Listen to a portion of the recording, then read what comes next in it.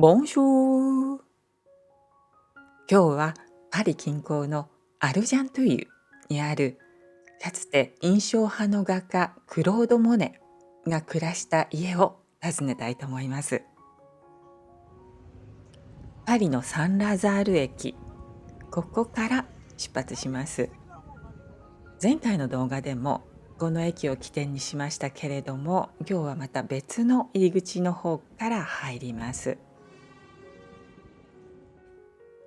駅の構内、エスカレーターで進みますが、昔の建物の感じを残しています。壁の絵もさりげなくおしゃれじゃないですか？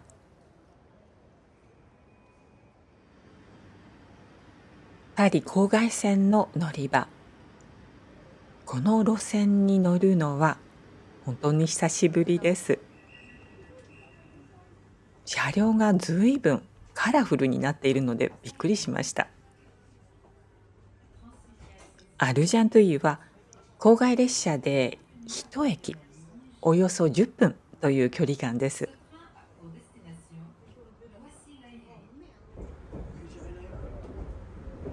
この車両には自転車を置くスペースもあるんですね。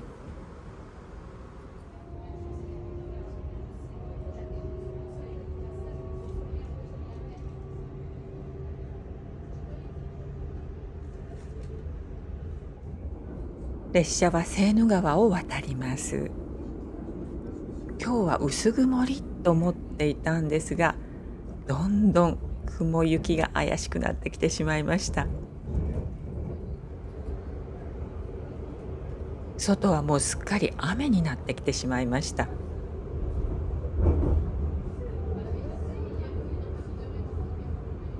この橋を渡りきると、おそらくもう目的地のアルジャントゥイユです。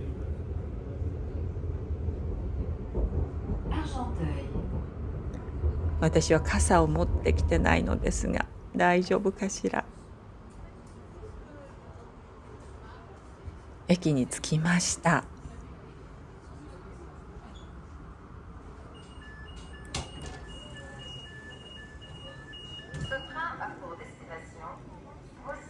もう外は本降りでしたね。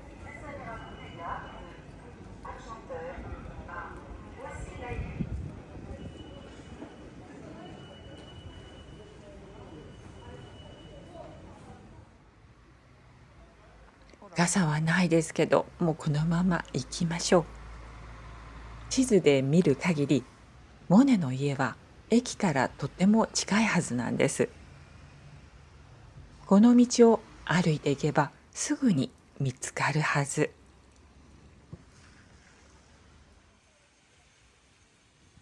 もうこの左側の方が駅のホームなんですよね。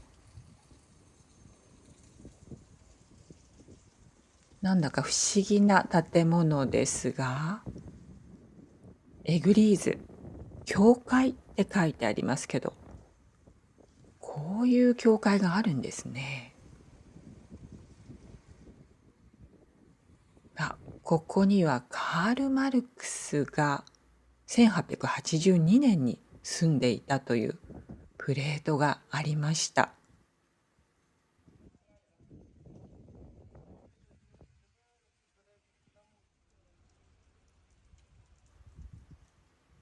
看板が見えてきました。メゾン・アンプレッショニスト。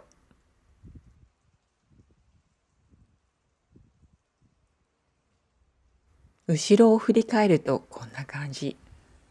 駅がもうすぐそこです。門が開いているので中に入りましょ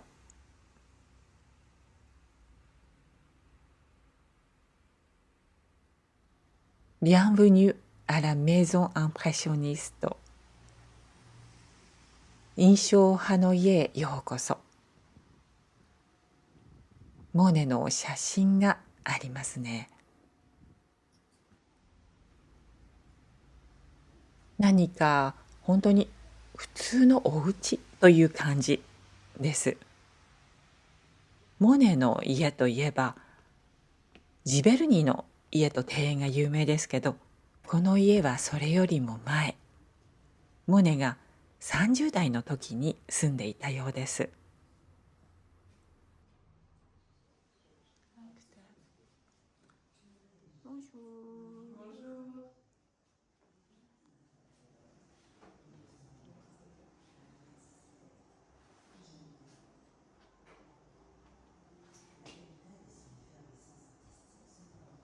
テーブルが地図になってました。これがセーヌ川で、今列車で渡ってきた橋と駅、そしてここが私たちが今いるところです。ここには最初の家っていうのがあったんですね。つまりここはアルジャント湯で2番目に住んだ家のようです。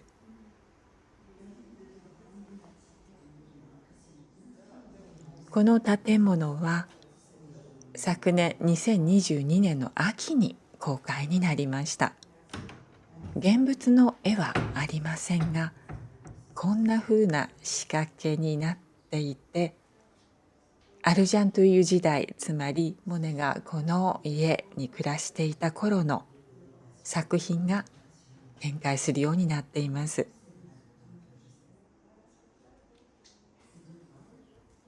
戸棚を開けるとモネの色彩があふれてくる、なかなか面白い仕掛けですね。この絵はモネが最初に住んだ家。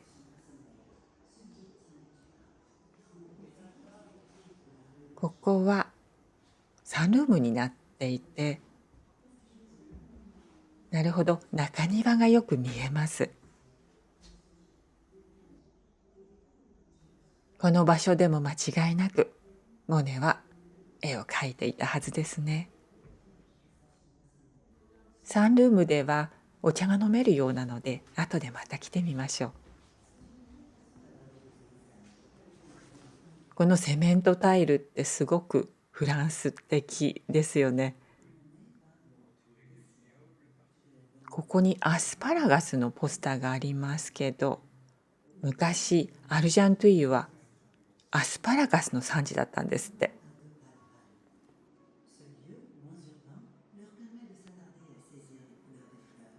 サロンの方には壁にモネのたくさんの作品が走馬灯のように映し出されていました。全部アルジャンという時代に描いたもの。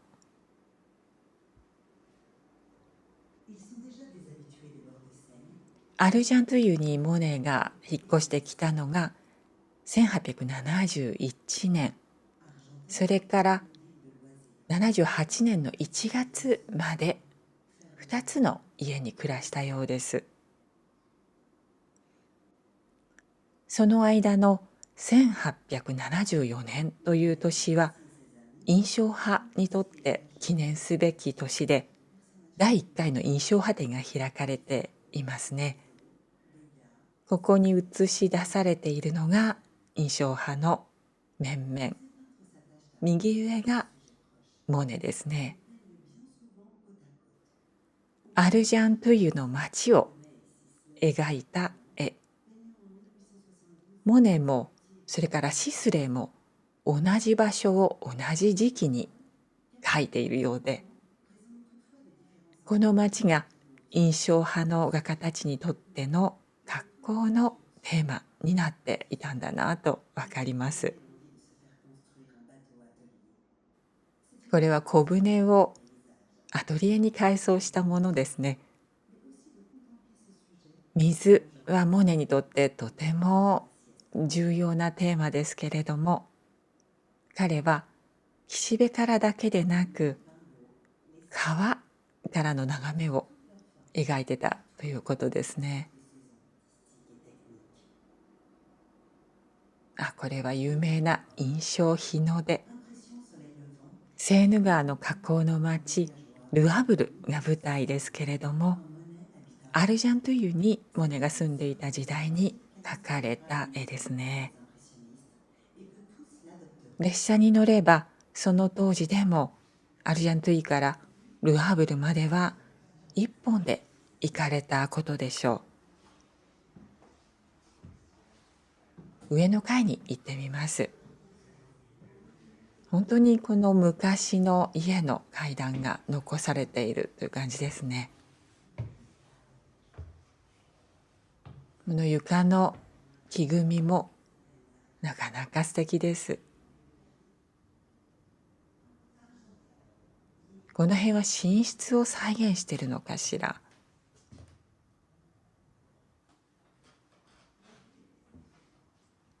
あら、お天気になってきました。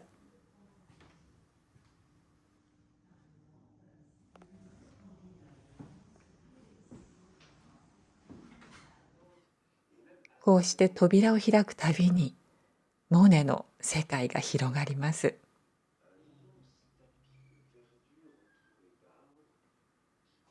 空の色、ちょうど今と同じ感じじゃないですか。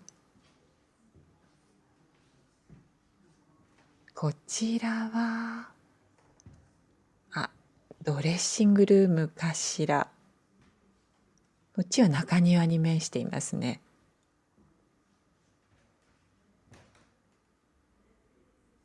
鏡に映っているのはモネの妻のカミーユ。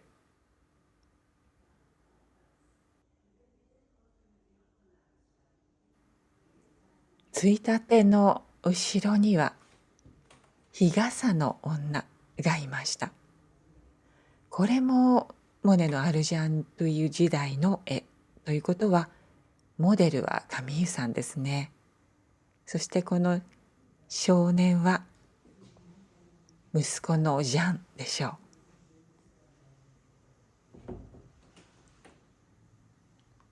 これも有名な絵。アルジャンというのひなげし。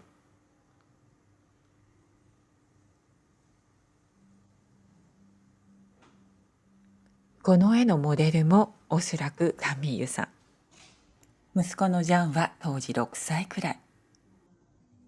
モネは33歳。彼はこの時代、経済的には決して楽ではなかったようですけれども、ほのぼのとした家庭の幸せがあったのかなと想像してしまいます。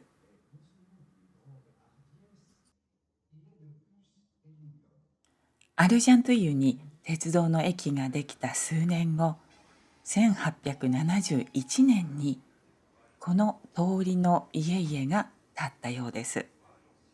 不仏戦争の翌年ですね。そしてそのうちの一軒にモネ一家は引っ越してきました。当時としては最新の住宅地になっていて、そこにパリコたちが移り住んだという歴史があるようです。蒸気機関車が走る風景というと、ちょっと牧歌的なノスタルジックな印象を持ちますけれども、当時としては最新のテクノロジー、新しい交通手段だったんですよね。アルジャントゥイの駅からはパリへも、それからノルマンディエの方へもとても楽に移動ができたということで、モネのフットワークの軽さのようなものを私は体感として分かった気がしました。もう思い立ったら列車に乗れるっていうくらいの近さでしょう。家の窓から駅のホームが見えてるくらいなんですから。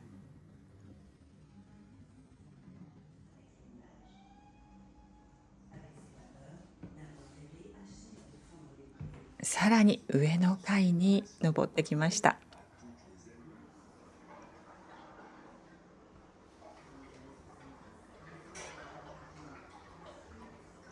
ここは船がテーマになっていますね。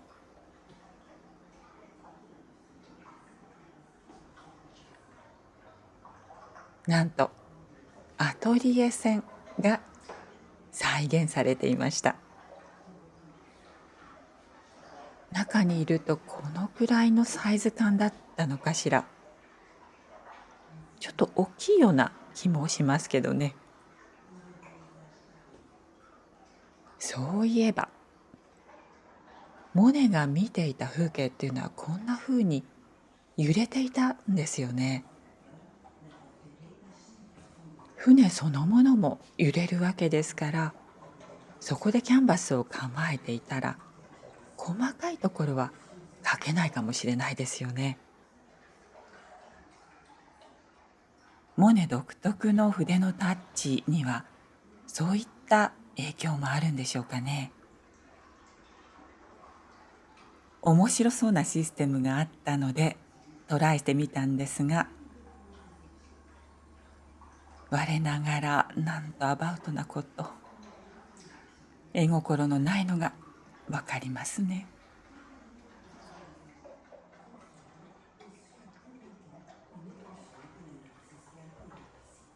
ここから先はモネが去った後のアルジャントゥイユの変わりぶりがわかるコーナーになっていました。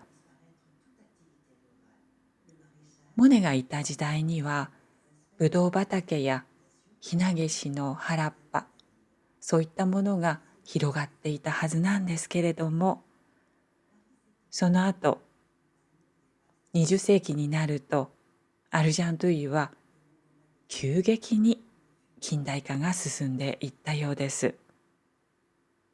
自動車産業、航空機産業が盛んになって、人口もそして移民もどんどん増えたようです。1870年、つまりモネがいたくらいの時期には人口は7000人だったようですが、1956年には7万3000人、つまり10倍に膨れ上がった。パリの近郊はパリ市内に比べても随分と様変わりしてきたということが感じ取れます。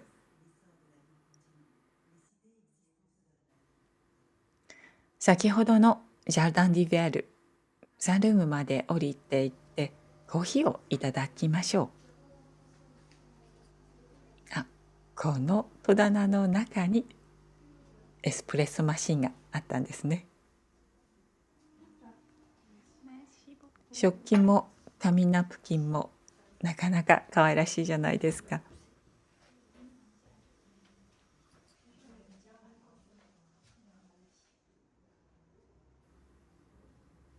中庭に出てみることもできました。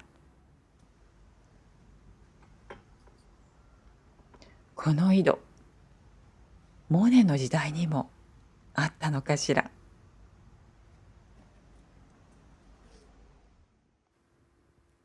象徴的な木を見るとちょっと触ってみたくなる私の習性ですね。こうして家の中の端々にモネとその家族のいた気配を感じます。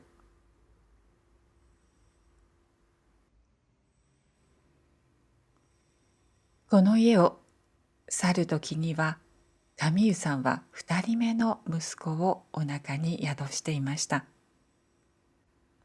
けれども産後の日立ちが悪かったんでしょうか。カミーユはそれから間もなく亡くなってしまいます。モネたちが暮らしたおそらくは幸せだった家を出て、私はセーヌの方まで歩いてみようと思いました。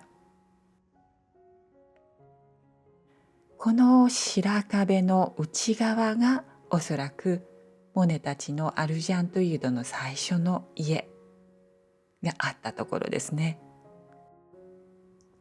ここをまっすぐ降りていくと、車が走っている道路の向こう側がセーヌ川のはずなんですけれども、今はアクセスができなくなっていますね。迂回して行ってみることにしました。クラシックな建物がありますけれども、どうやらこれは昔の病院のようです。モネが暮らしていた時代よりも前に建てられていたようですので、きっとモネもこの建物を見ていたことでしょう。すっかり様変わりしたパリ近郊の町で、モネが暮らしていた時代、モネが描いた風景を探そうと思うのはちょっと無謀なことなのかもしれません。アルジャンという橋、この橋もおそらくモネは描いたに違いないんですが、今は橋の下に行くことがとても難しそうですね。この橋の周りでかつてはパリっ子たちが船を浮かべて楽しんでいたはずですが、今はその面影はありませんね。その代わりラ・デファンスの高層ビルが見えています。反対側には鉄道橋。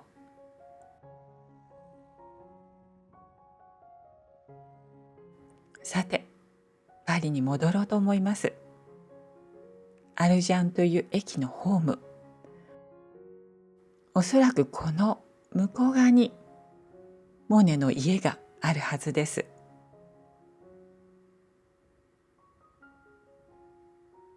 そして、おや、ここにエッフェル塔が見えてるではありませんか。とはいえ、モネが暮らした時代の10年後になってこれが作られたんですけどね。